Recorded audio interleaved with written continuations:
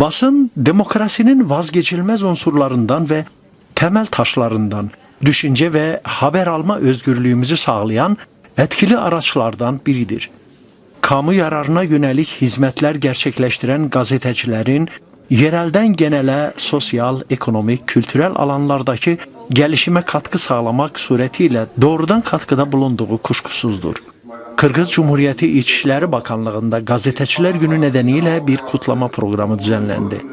Gazeteciliğin bilgi, birikim ve yeteneğin etkin bir şekilde harmanlandığı önemi mesleklerin başında geldiğine, Bakanlık Basın Sekreteri Albay Bakıt Seyidov aracılığıyla mesajında işaret eden Bakan Kaşkar Cunusaliyev, gelişen ve değişen dünyanın en büyük ihtiyaçlarından biri olan iletişim, haberleşme ve toplumsal duyarlılığı ortaya koyan düşüncelerin gazetecilerin süzgecinden geçerek okuyuculara aktarıldığını ifade ederek gazetecilere kutlama mesajını iletti.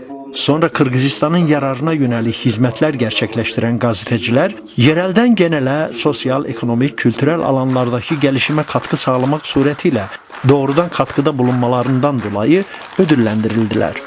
Türkel Yayın Grubu da ödül alan kurumlar arasındaydı.